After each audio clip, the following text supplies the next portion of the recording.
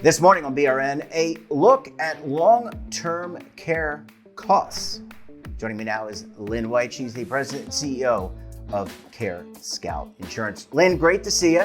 Thanks for joining us on the program this morning. So, Jeffrey, it is my pleasure. And let me say, too, that I realized that you just celebrated, your 2000th program since launching in 2019. Congratulations on that. Thank you. It's a fantastic. lot of blood. Like your organization is a lot of blood, sweat, and tears. Less blood, more sweat, and more tears to create programming. And it takes a great audience, but it also takes contributors like you. So we appreciate having you on, and thanks for the well wishes. Lynn, I want to talk about this cost of care survey that your organization at Genworth surveyed. Let's talk about some baseline information. This is probably one of the more robust surveys I've seen on long-term care. Do you want to give us a little background about how many people you surveyed, the types of people you surveyed, et cetera? Yeah, so let me start with this. Genworth started conducting this survey in 2004, so almost 20 years ago. And since that time, the survey has really become the industry standard for people who are interested in learning more about the median cost of care. It's used by policy makers. It's used by people seeking to plan for their care. So we are really thrilled to be able to bring this information in such a comprehensive way.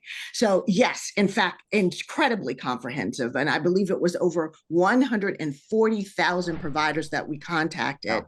And that resulted in responses covering about 15,000 nursing homes, assisted living facilities, home healthcare providers, and adult daycare providers. So very comprehensive survey to enable us to get some credible data to bring forth this information to you all today. Yeah, really. Really robust. Let's talk about, the cost of care. My understanding, and I want to get your reaction and the actual data, the cost of long-term care has gone up over time. Is that a true statement? And can you give us a little bit more into that?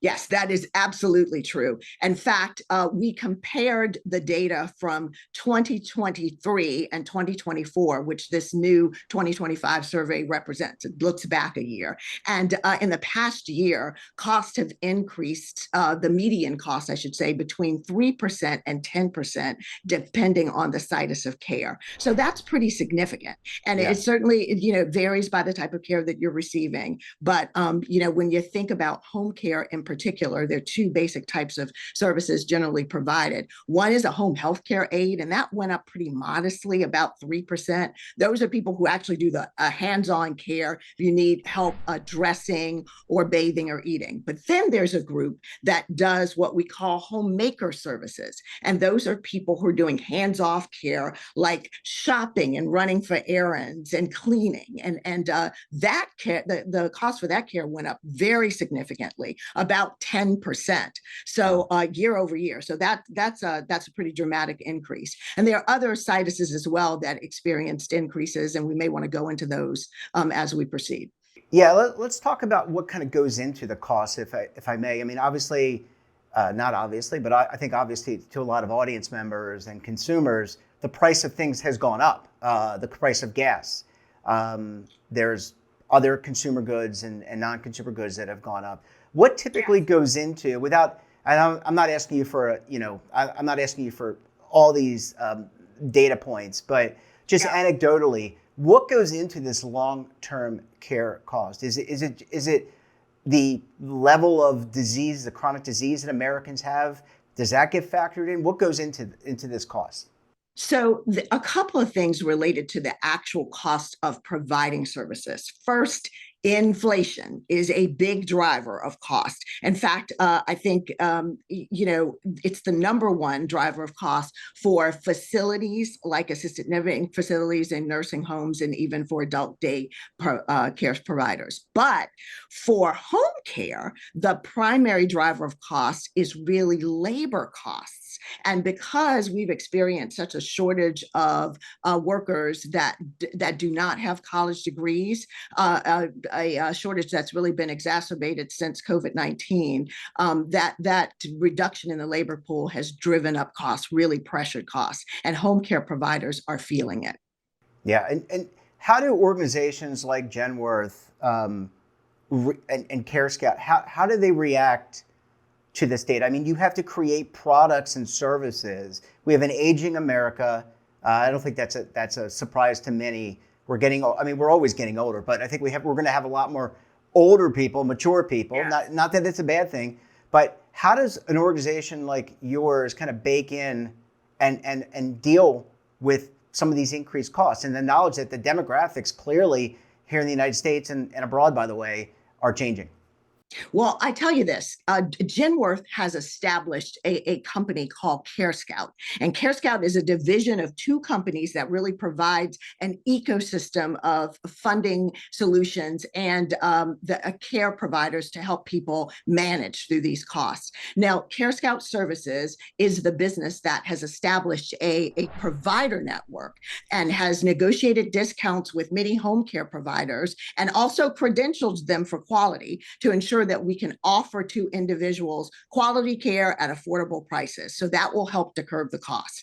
CareScout Insurance will be launching products to help people fund this care. And I am the CEO of CareScout Insurance, and we hope to come to the market very, very soon with products that will enable people to really age vibrantly with confidence, understanding that there's a source of funds. And then there's also a way to get comprehensive care services through our CareScout Services business. So we are targeting this issue exactly and primarily because we understand that the need is there. I mean, the demographics are shifting, and we want to be able to address the needs of older adults and their caregivers.